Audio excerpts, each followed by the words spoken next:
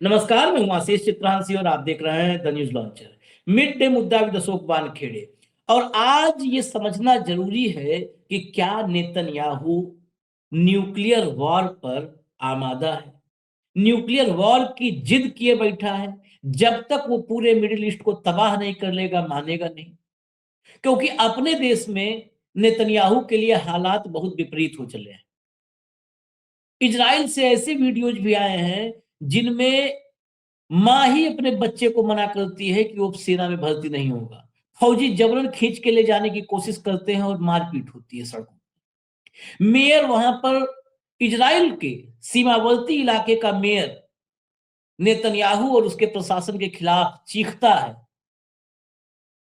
Literally अब गाली उसको कहें या जो भी कहें, लेकिन वो इस कदर भड़का हुआ है नेतन्याहू पर, जो इजराइल के आंतरिक हालात को बताने के लिए काफी है। लोग सेफ हाउस से बाहर नहीं निकल पा रहे हैं, बंकर से बाहर नहीं आ पा रहे। ऐसे हालात में मुश्किल से 4 महीने बाद, 5 महीने बाद, अक्टूबर नवंबर में इजराइल में चुनाव होंगे। इन चुनावों में आज के हालात के मुताबिक नेतन्याहू की वापसी नामुमकिन है सत्ता में इजराइल में। और नेतन्याहू अगर सत्ता में नहीं रहता है तो 1 मिनट भी बाहर नहीं रहेगा, खुली हवा में सांस नहीं ले पाएगा, उसे जेल जाना होगा। इंटरनेशनल क्रिमिनल कोर्ट की बात आप छोड़ दीजिए, आईसीसी की, इजराइल में उस पर इतने गंभीर फ्रॉड के, फोर्जरी के इतने गंभीर मुकदमे हैं जिन मुकदमों को ट्रंप खत्म करवाने के लिए गुहार लगाया था, इजरायली कोर्ट से निवेदन किया था, रिक्वेस्ट किया था। तो अपने हालातों में उलझा हुआ नेतन्याहू क्या अब तबाही पर, बिल्कुल ही जो कहते कि भीषण तबाही, उस पर आमादा हो गया? ये बात हम क्यों कर रहे हैं? 2 बार पहले परमाणु युद्ध की तरफ इजराइल ने, नेतन्याहू ने कदम बढ़ाया, 2 बार बढ़ाया। बुशहर पर अटैक किया, उसके पहले इस्फहान पर अटैक किया था, और दोनों बार डिमोना जो न्यूक्लियर फैसिलिटी है इजराइल की, उसके पास मिसाइल दागी ईरान ने, थोड़ी दूरी बना करके कि चौकन्ना रहे इजराइल, परमाणु ठिकानों की तरफ, न्यूक्लियर फैसिलिटीज की तरफ न देखे। लेकिन फिर गलती की है इजराइल ने, और बड़ी गलती की है, और इस बार पूरी सूची आ गई है। याद कीजिए, जब ईरान के गैस वाले जो है क्षेत्र में, गैस के हब में अटैक किया था इजराइल ने, तो ईरान ने पूरी सूची जारी की थी कि यहां यहां हमला होगा। और 24 घंटे के भीतर क्या तबाही मची थी। रास लाफान, कतर का सबसे बड़ा, कतर का नहीं दुनिया का सबसे बड़ा गैस हब, उसको 5 साल के लिए विकलांग बना दिया, 5 साल के लिए। अब रिपेयरिंग ही चलेगी। कितने बिलियन का नुकसान है वो कतर जान रहा है, इसीलिए युद्ध से किनारा कर लिया है कतर ने। अब फिर से वो लिस्ट आई है, अलग अलग देशों में क्या क्या टारगेट होगा ईरान ने बता दिया है। ईरान खुल करके बताता है, यही सबसे बड़ी उसकी खूबी, आप कह सकते हैं खूबी ही होती है। खुलकर उसने पूरी सूची बता दी है कि अब ये टारगेट पर हमारे हैं, अब ये बचेगा कोई नहीं। बहरीन पूरी तरह जल रहा है, बहरीन में हालात बहुत बदतर हो चुके हैं। लेकिन उससे भी जो बड़ी खबर है, अब युद्ध में हूती की एंट्री हो चुकी है। ऑफिशियली ऐलान हम सुनवा देंगे आपको। ऑफिशियली ऐलान हो चुका है हूती की तरफ से कि अब इस युद्ध में हम इन हैं, ईरान की तरफ से वी आर इन। और शुरुआत एक मिसाइल दाग करके उसने ऑफिशियल अपनी एंट्री की दस्तक दे दी है। हूती की एंट्री पूरी दुनिया को ठप कर सकती है, पूरी दुनिया को। अभी स्ट्रेट ऑफ होर्मुज है ना, जैसे ही लाल सागर, रेड सी में आवागमन बंद हुआ, हूतियों को पूरी दुनिया जानती है कैसे वो समंदर में आतंक मचाते हैं। और जो बॉब अल मंदेब है, वो हूती आधा घंटा में बंद कर सकते हैं। बॉब अल मंदेब, अभी सब देखिएगा। यानी अगर बॉब अल मंदेब भी बंद हो गया स्ट्रेट ऑफ होर्मुज के साथ, तो पूरी दुनिया ठप। उधर हिजबुल्ला, हिजबुल्ला ने इजरायली सैनिकों पर ऐसा अटैक किया है कि जो है रेस्क्यू के लिए कैजुअलिटी कितनी हुई होगी अंदाजा लगाइए कि रेस्क्यू के लिए 3-3 हेलीकॉप्टर इमरजेंसी में उतारने पड़े हैं इजराइल को। भाव को लाइए, इस सारी खबरें हम एक एक करके दिखाते हैं। स्वागत है भाव। सबसे पहले हम पहला पार्ट फिर न्यूक्लियर पर ही चलेंगे कि क्या न्यूक्लियर वॉर की दिशा में मतलब ये जिद है क्या नेतन्याहू की। जरा खबर देखिए फिर आपसे समझते हैं। लाइए भैया। ईरान के पावर प्लांट और परमाणु ठिकानों को इजराइल ने बनाया निशाना, अमेरिका के साथ मिलकर की कार्रवाई। इसमें अमेरिका और ये दोनों अमेरिका के साथ मिलकर कार्रवाई की और वो 6 अप्रैल तक कल ड्रामा कर रहा था कि 6 अप्रैल तक हम जो है कोई भी अटैक नहीं करेंगे। आगे चलिए जरा। Current report breaking. Israeli air force struck major steel plants in Isfahan and Ahvaz under orders from Netanyahu and Defense Minister Katz. Israel has started targeting critical Iranian infrastructure built under sanctions. जो critical infra है उस पर attack करना शुरू कर दिया है। आगे चलिए।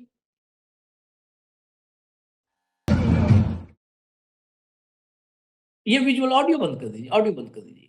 ये बेसिकली डैश कैम जो होता है गाड़ी में उससे बनाया है, तो गाड़ी में म्यूजिक वगैरह चल रहा है। ये स्टील प्लांट्स पर जो अटैक किया है उसके विजुअल्स हैं जो ईरान में अटैक हुए हैं। चलिए आगे चलिए, आगे चलिए, ये विजुअल के आगे चलिए। इस पर क्या रिएक्शन है ईरान की तरफ से, अब वो part. Bushehr nuclear plant hit for third time amid ongoing US Israeli aggression, no damage reported. Bushehr पे तीसरी बार, ये बुशहर पे ही तीसरी बार अटैक किया है और पिछली बार रूस भी बहुत इस मामले पे भड़का था। ये बार बार मुझे ये संदेह हो रहा है कि रूस को लाना, ये वर्ल्ड वार में कन्वर्ट करना, ये क्योंकि नाटो अगर सब साथ नहीं है, ऐसे हालात ये पैदा करने के लिए सब कर रहे हैं। बुशहर पर तीसरी बार है। आगे चलिए जरा, आगे चलिए। ये देखिए, atomic energy organisation of Iran, मतलब ये खबरें कहीं वैसे नहीं है मनगढ़ंत या अफवाह।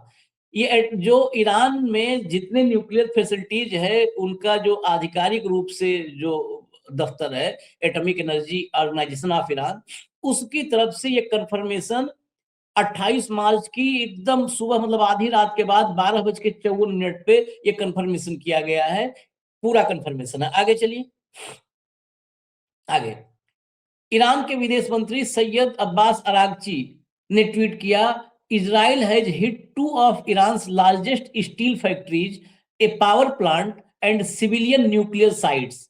2 स्टील फैक्ट्री, एक पावर प्लांट और सिविलियन न्यूक्लियर साइट्स, जो उनमें से बुशहर सबसे मेन है, साइट्स एमंग अदर इंफ्रा।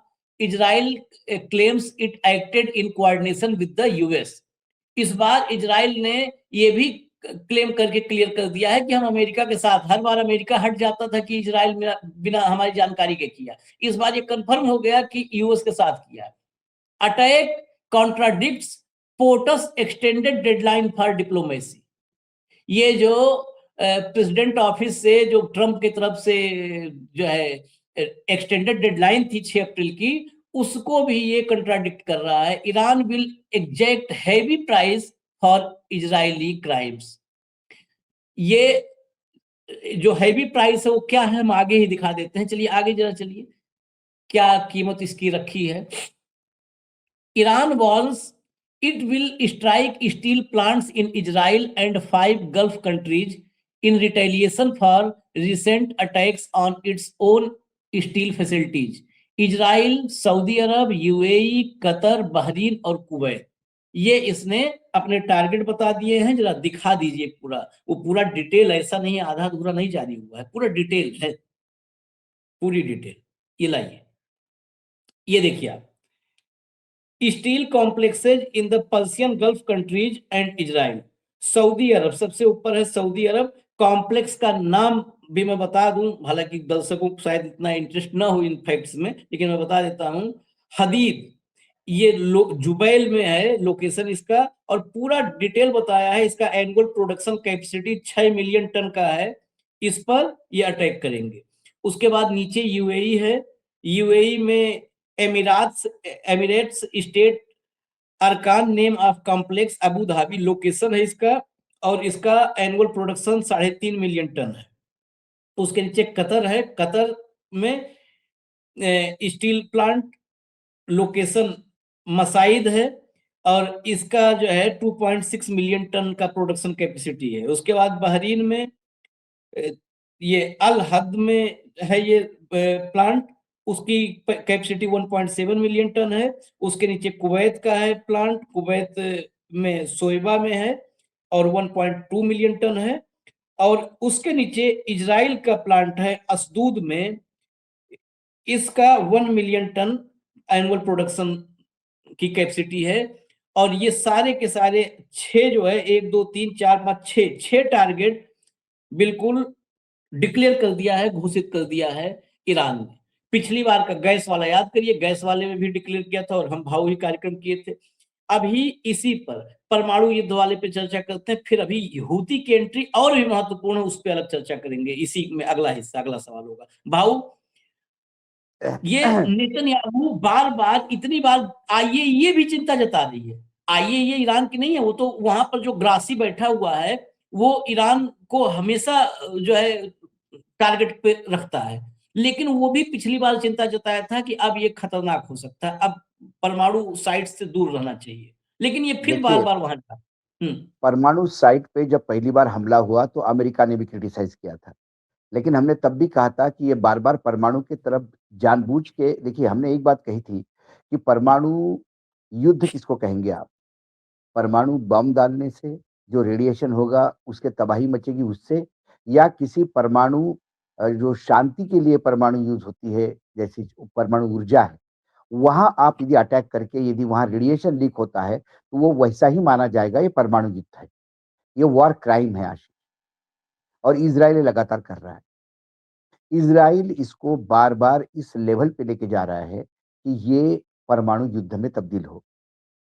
उसको ये लगता है कि यदि ये परमाणु युद्ध में तब्दील हो गया तो नाटो और यूरोपियन यूनियन भी साथ देगा और एक वर्ल्ड वॉर की शक्ल लेगा। अब इजराइल के हाथ से ये युद्ध निकल चुका है। इजराइल को ये पता है कि अमेरिका कल छत्र संधि करके भी निकल जाए, ये 6 जो 8 जो बाकी राज्य है, देश है जो मिडल ईस्ट के, वो भी चुपचाप बैठ जाए, लेकिन ईरान और इजराइल की ये आग एक कोई खत्म होने के बगैर नहीं रुकेगी। इजराइल डिस्परेट है क्योंकि उनके यहाँ चुनाव भी है, उसको रिजल्ट देना है और रिजल्ट मिल नहीं पाए। अब इस युद्ध में इतने गले तक फंसे हैं नेतन्याहू कि ना निगलने बनता ना उगलने बनता। लेकिन लगातार यदि वो अमेरिका के साथ मिलके परमाणु हमले कर रहे हैं, परमाणु संयंत्रों पे हमले कर रहे हैं, तो आशीष इसमें अमेरिका भी उतना ही पाप का भागीदारी है। कल यदि ये परमाणु युद्ध में तब्दील हो जाता है तो इसमें रशिया भी इन्वॉल्व होगा, चाइना भी इन्वॉल्व होगा। फिर बड़े लेवल पे यदि ये परमाणु हथियारों का उपयोग हो गया तो उस जद में भारत भी आएगा, पाकिस्तान भी आएगा। क्योंकि यदि रेडिएशन हो जाता है तो हम ज्यादा दूर नहीं है, बिल्कुल दूर नहीं। क्योंकि बड़े पैमाने पे यदि विस्फोट होते हैं, क्योंकि कम से कम 100 से 150 परमाणु बम तो इजराइल के पास है, ऐसी अनकन्फर्म खबर तो है ही मार्केट में। क्योंकि क्या ये परमाणु युद्ध के लिए अब तैयार हो चुका है? ईरान के पास अब कोई बचा नहीं है। देखिए, ईरान की आर्मी कोलैप्सिंग पे है, ये ईरान के कमांडर कह रहे हैं। आपने ओपनिंग नहीं, में ईरान बताया नहीं, कि वहां Israel Israel Israel Israel, sorry Iran के सॉरी, इजराइल, कमांडर। ईरान नहीं, इजराइल। इजराइल के कमांडर ने बोला कि हमारी आर्मी कभी भी कोलैप्स हो सकती है, क्योंकि हाँ, अब लेबनान और 10-10 जगह पे लड़के वो भी अब पस्त हो गए। दूसरी बात, जो ईरान में आयरन डोम था वो ध्वस्त हो गया। उसके चलते आम ईरानी आज दहशत में जी रहा है, वो बंकर में बैठा हुआ है। सारा ईरान का काम ठप हो चुका है। इजराइल ईरान का। के बीच इजराइल के, सॉरी मैं बार-बार ईरान को रहा हूं, इजराइल का काम ठप हो चुका है। इसी के बीच में इजराइल के नेतन्याहू ने अपने यहाँ के उद्योगपतियों को पैसे की अभी डिमांड किया कि पैसा चाहिए, युद्ध में बहुत खर्चा हो रहा है। पैसा भी नहीं। जो इंटरसेप्टर है वो खत्म हो चुके हैं करीब-करीब, ये भी खबरें आ चुकी हैं। लोग अपने यहाँ से बच्चों को भेज नहीं रहे हैं क्योंकि इजराइल में कंपल्सरी आर्मी ट्रेनिंग है। हर यूथ को जाना ही होता है। अब लोग जाने नहीं दे रहे क्योंकि लोगों को लगता है कि ये मरने के लिए भेज रहे हैं। दूसरी बात, लोगों के बीच में जो विरोध है, वो आपने अभी बताया कि एक मेयर किस हिसाब से लोग को वो हाँ, प्रताड़ित हो रहा है और वो विद्रोह कर रहा है। इसका मतलब ये है कि पूरा इज़राइल एक बॉइलिंग पॉइंट पे है। इज़राइल बॉइलिंग पॉइंट पे है, ये हमें समझ में आता है, बाहर की दुनिया के समझ में आ रहा है, हम डिस्कस कर रहे हैं। क्या नेतन्याहू इसको जान नहीं पा रहा है? नेतन्याहू इसको जान पा रहा है। अब नेतन्याहू के पास एक ही अल्टीम रिसोर्ट बनता है कि वो एटॉमिक इंस्टॉलेशन करे। अब उसने अमेरिका के मतलब उसने इज़राइल ने ईरान के ऊपर हमले किए। अब इन रिटेलिएशन में ईरान यदि हमला करता है और यदि इज़राइल में एटॉमिक लीकेज हो जाता है, रेडिएशन लीकेज हो जाता है, तो उसके बाद इज़राइल एटॉमिक बॉम्ब यूज़ करने के लिए आगे आएगा। जब वो एटॉमिक एनर्जी यूज़ करेगा, तो मैं फिर कह रहा हूँ आपको, सारा वर्ल्ड के लोग इसमें इन्वॉल्व हो जाएँ। फिर रशिया भी होगा और हमें ये पता नहीं कि इज़राइल के पास ईरान के पास क्या है, क्या नहीं है। मैं इस मामले में I am keeping my fingers crossed. क्या ईरान के पास चाइना या रशिया ने कुछ परमाणु हथियार भी दिए हैं? क्या यदि ये दोनों तरफ से परमाणु चल जाए, तो इसको रोकने वाला कौन होगा? और ये तबाही सिर्फ एक इसकी नहीं है, ये इज़राइल या ईरान की नहीं है। वो रेडिएशन अपने तक आएगा आशीष जी, इतना याद रखिएगा। उसके जद में भारत भी आएगा। इसलिए ये वर्ल्ड की चिंता है। लेकिन 2 लोगों के पागलपन ने पूरे विश्व को परमाणु युद्ध में मैंने उसी दिन कहा था जिस दिन जानबूझ के परमाणु फैसिलिटी हिट हुई थी, सिविल कंस्ट्रक्शन ऊपर का वो डैमेज हुआ था, लेकिन बहुत डीप रूटेड है अंदर, वो तो अमेरिका के बंकर बम भी उनको नुकसान नहीं पहुंचा पाए, वो इतने तैयारी के साथ थे। लेकिन क्यों बार-बार इज़राइल उस्का रहा है ईरान को? नहीं, और बुसहर पे जो अटैक है ये और सवाल खड़े मैं करता है। मैंने फोर्डो, वही कहा, इस्फहान और इ नतांज ईरान पर अटैक ईरान को। ईरान ने फिर भी संयम बरसा है। हाँ। ईरान ने रिटेलिएशन में सिर्फ पास जाके बताया है कि हम इतने नजदीक आ सकते हैं, तो हम परमाणु आपके फैसिलिटी पे भी अटैक कर सकते हैं। हम्म, लेकिन उन्होंने वार्निंग दी। आप किसको आतंकी कहेंगे मुझे बताइए, सिंपल सी बात है। आज भी ईरान टारगेट तय करके लोगों को समय दे के हमले कर रहा है। हाँ। आज भी वो हाँ। सिविलियंस को कह रहा है कि इस एरिया से चले जाइए। देखिए पहली लिस्ट जारी हुई थी, तब उन्होंने कहा था कि यहाँ से सिविलियंस दूर जाएंगे क्योंकि हम हिट कर रहे हैं। अब उन्होंने दूसरी लिस्ट जारी की है और उस लिस्ट के साथ भी सिविलियंस को वार्निंग है कि इन स्टील प्लांट आप दूर रहिएगा क्योंकि अब हमारे ड्रोन्स और मिसाइल इसको हिट करेंगे। वो तो आज भी कहीं जान की हानि रोक रहे हैं।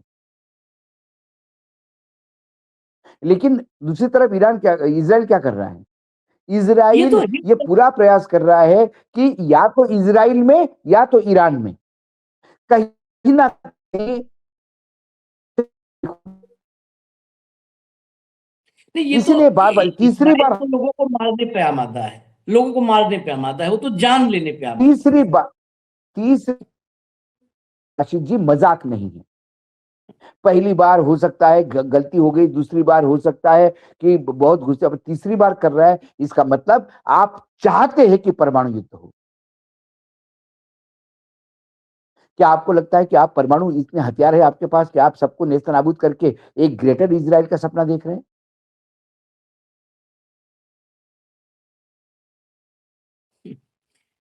ये स्थिति अभी, और मैं हूती की एंट्री पर आता हूं, और देखिए परमाणु युद्ध में बुसहर बुसहर पर जो अटैक है, फिर मैं कहूं फोर्डो, नतांज, इस्फहान पर जब जब भी उन्होंने अटैक किया, बहुत दुनिया ने नहीं बात किया क्योंकि ईरान वो अपना मामला समझता है।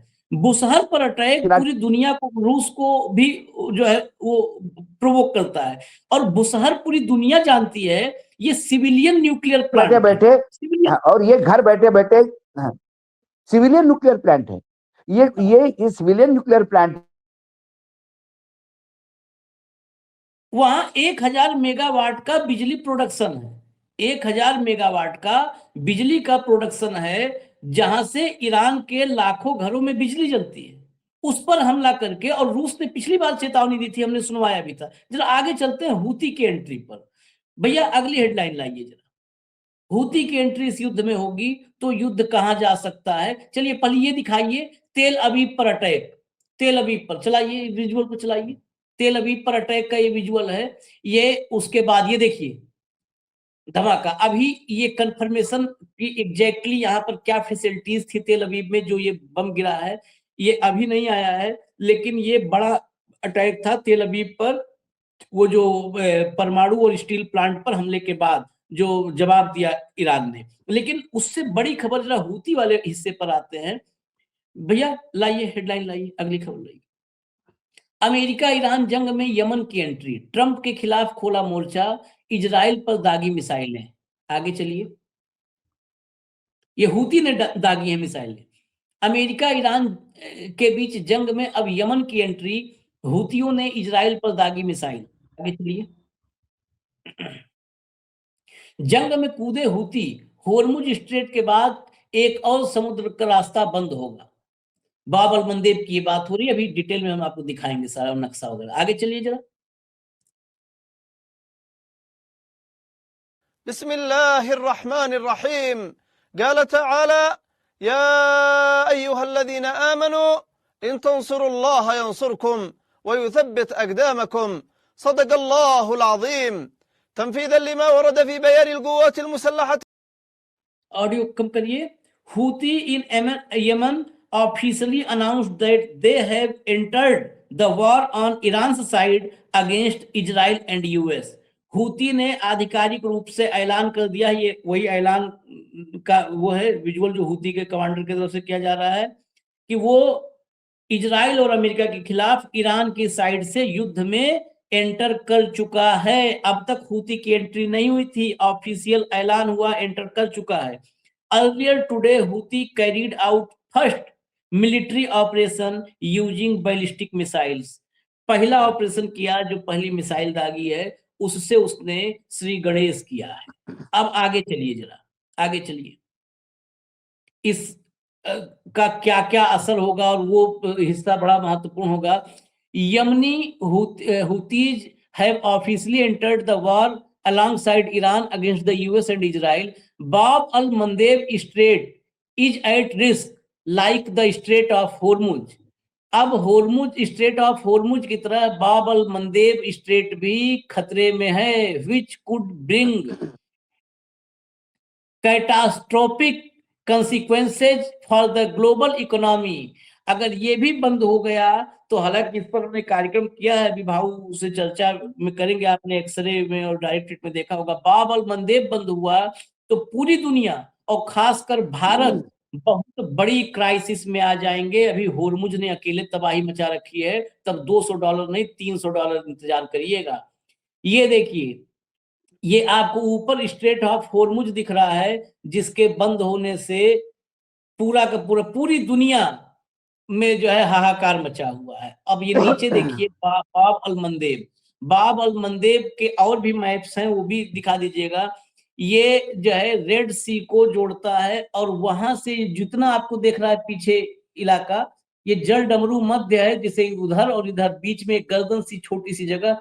बाब अल मंदेब से बंद होने से जो एक ऑप्शनल मतलब एक ऑप्शन है जो कुछ देशों के लिए खुला, वो ऑप्शन भी बंद हो जाएगा। बहुत सारा व्यापार तेल का, गैस का बहुत सारा व्यापार यहां से होता है। देखिए, जहां पर स्ट्रेट ऑफ होर्मुज खुल रहा है वहीं पर बाब अल मंदेब खुलता है। तो ये रास्ता एक ऑप्शन देता था। जिन जिन देशों के बंदरगाह इस नक्शे में जाएंगे, भी हम कंट्री वाइज नक्शा जब आपको दिखाएंगे तो और साफ हो जाएगा। इसका क्या खामियाजा उठाना पड़ेगा दुनिया को, आप समझ लीजिए। आगे चलिए जरा। आगे आगे ये सुएज को मिलता है और उसके बाद यूरोप खुलता है। हाँ। ये हार्मुज से बड़ा डैमेज करेगा। हाँ, ये और ये हूती के हाथ में यमन जो है। आप दो चीजें समझो आशीष, जो फिर से एक बार मैप दिखाएं कंट्रोल रूम, तो मैं आप हार्मुज देखिए। हार्मुज जो ऊपर स्टेट ऑफ हार्मुज है, वो एरिया वो जलडमरू मध्य है, जहां से बहुत सारे खाड़ी देशों का तेल वहां से निकल के बाहर आता है। लेकिन ये जो नीचे मंदेब जो है, बारेल मंदेब, बाबेल मंदेब, ये जब आप देखिए तो ये लाल सी से निकल के आगे जो सामने जाता है, वहां पे एक छोटी आपको लाइन दिखेगी नीली वाली, वो सुएज कैनाल है। वहां से वो यूरोप के लिए खुलता है। ये ज्यादा घातक है और ये पूरा हूती के कंट्रोल में है। यही से मतलब हूती अपना सारा रेवेन्यू इकट्ठा करता है। ये ज्यादा घातक है। नहीं तो इन सब के लिए अब एक ही रास्ता बोल बचता है, केप ऑफ गुड होप, जो अफ्रीका का एंड है। नहीं, वो तो पूरा 20-20 दिन बढ़ जाएगा, पूरा सफर 20-20 दिन बढ़ एक जाएगा। एक महीना बढ़ जाएगा, 20 दिन, 1 महीना। जिससे जिससे जिससे कोलंबस आया था सबसे पहली बार।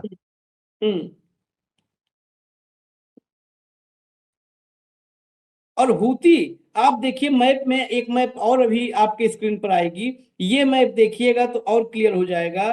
जो बाब अल मंदेब है, ये जैसे स्ट्रेट ऑफ होर्मुज पर ईरान बैठा है, वैसे ही बाब अल मंदेब पर हूती बैठा हूती। हुआ है। यहाँ हूती से बचाने के लिए फिर अभी तो वहां पर जूझ रहा है ना ये मैप हाँ। देखिए आप।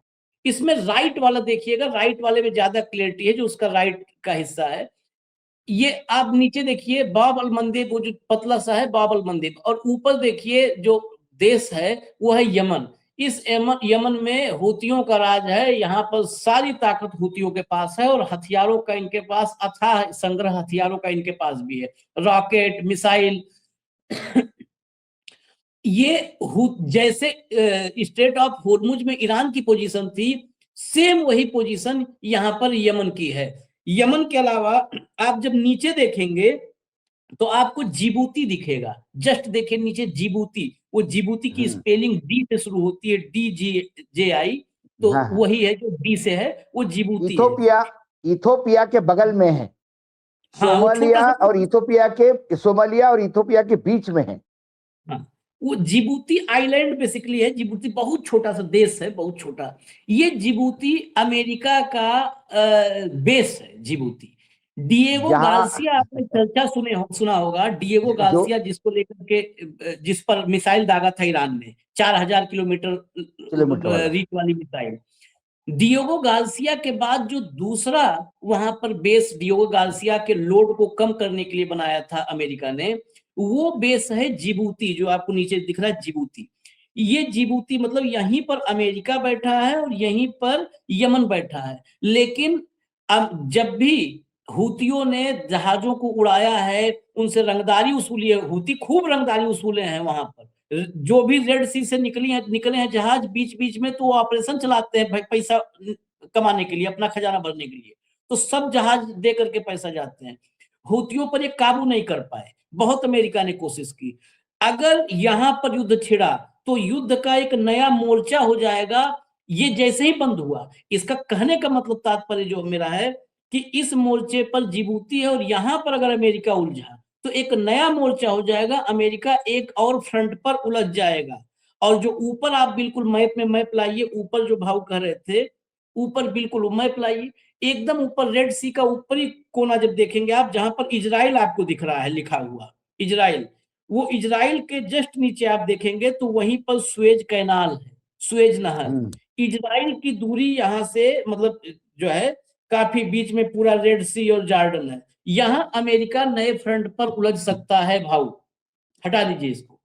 ये हूती के एंट्री का असर तो है। यदि हारमूज और ये दोनों रेड सी यदि ये ब्लॉक हो गए आशीष, तो फिर आपके पास भले ही आपको 1 महीना लगेगा, आपके पास जो सबसे पुराना रूट था, जो सुएज कैनाल बनने के पहले का रूट था, जो केप ऑफ गुड होप, जो पूरा अफ्रीका का बिल्कुल कोना से निकलना पड़ता है, मतलब उसकी आधी दुनिया घूम के जाएंगे सारे शिपमेंट। तो आप इमेजिन करिए इंश्योरेंस, आप इमेजिन करिए सिक्योरिटी, क्योंकि वहां पे भी समुद्री चाचे हैं, मतलब समुद्री लुटेरे वहां पे भी है। तो क्योंकि फिर वो अफ्रीकन पूरा कॉन्टिनेंट लगता है, तो आपको देखिए इंश्योरेंस बढ़ जाएगा, लॉजिस्टिक बढ़ जाएगा, किराया बढ़ जाएगा, और पूरे विश्व का ट्रेड इससे भयानक रूप से इम्पैक्ट हो जाएगा। सुएज कैनाल बंद का मतलब आप समझ सकते हैं कि बस लाइफ लाइन खत्म हो गई। ये पूरा यूरोप और एशिया, इसके बीच में कुछ भी नहीं बचा।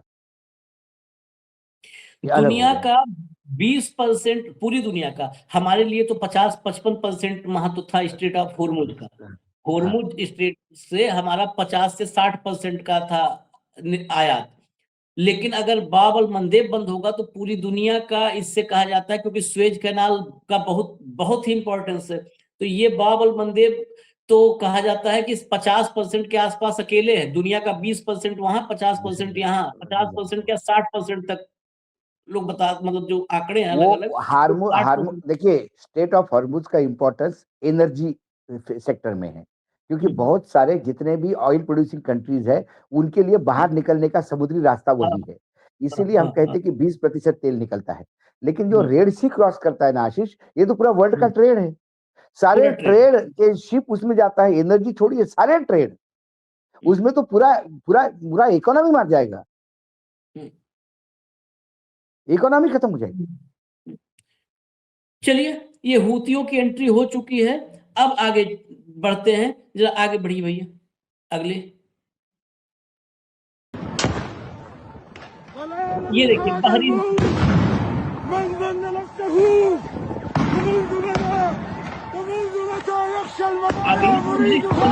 ईरान ने बनाई है, सूची जारी की है, उस सूची पर खबरें आनी नहीं शुरू हुई है कि उस पे कहां कहां इम्प्लीमेंटेशन हुआ है, लेकिन जो होता है ना कि एक इंस्टेंट रिटेलिएशन, जो इंस्टेंट रिटेलिएशन है वो है ये। बहरीन में बहुत भयंकर आग है, और खबर ये है कि बापको, जो बहरीन, जो उससे पहले एक बार अटैक ईरान ने किया था और बंद हुई थी, बहरीन की नंबर 1 एनर्जी कंपनी बापको, हाँ, उस बापको पर बड़ा अटैक किया है, जो अभी हम चर्चा, जब हम डिबेट कर रहे हैं उस वक्त हुआ है जिसमें कि बापको पर जिसमें हुआ है। अब बापको में अमेरिकन इन्वेस्टमेंट जबरदस्त है, सारे में, मिडिल ईस्ट की हर एनर्जी कंपनी हर में, एनर्जी कंपनी में अमेरिकी इन्वेस्टमेंट पर है। आगे चलिए जरा, अगला लाइए, अगला। ये देखिए, ये अभी हूती, यमन और स्टील और न्यूक्लियर की बात हुई। Breaking, 3 additional Israeli helicopters were observed evacuating casualties from southern Lebanon as clashes between Hezbollah and Israeli forces continue. जो दक्षिणी लेबनान में घुसती जा रही है आईडीएफ, वहां पर हिजबुल्लाह के साथ उसकी लड़ाई बहुत घमासान हो रही है। कई तोप जो है, जो इसके टैंक वगैरह है, टैंक उसने ड्रोन से नष्ट किए हैं। लेकिन यहाँ पर जो खबर है, ये बड़ी कैजुअलिटी हो सकती है, अभी कंफर्मेशन नहीं आई है, नंबर्स नहीं आए हैं, और इजराइल ऐसी खबरों की पुष्टि करता नहीं है। लेकिन जो हालात देख करके वहां पर जो है लोग अंदाजा लगा रहे हैं बड़ी कैजुअलिटी का, क्योंकि वहां पहले कुछ हेलीकॉप्टर लगाए गए, फिर 3 एडिशनल हेलीकॉप्टर, विजुअल भी दिखाइए, रात का विजुअल है, 3 एडिशनल हेलीकॉप्टर लगाए गए वहां पर इवैक्यूएट करने के लिए, निकालने के लिए बाहर। यानी बड़ी कैजुअलिटी हुई है हिजबुल्लाह और आईडीएफ की टक्कर में। एक तरफ आईडीएफ का चीफ कहता है कि कोलैप्स हो सकता है, क्योंकि सैनिक बहुत ज्यादा थके हुए हैं, उलझे हुए हैं, इतने मोर्चों पर लड़ रहे हैं और लगातार 2 साल से युद्ध में ही हैं। जब से हमास के साथ युद्ध शुरू किया था, तब से आईडीएफ लगातार युद्ध में है, लगातार युद्ध में।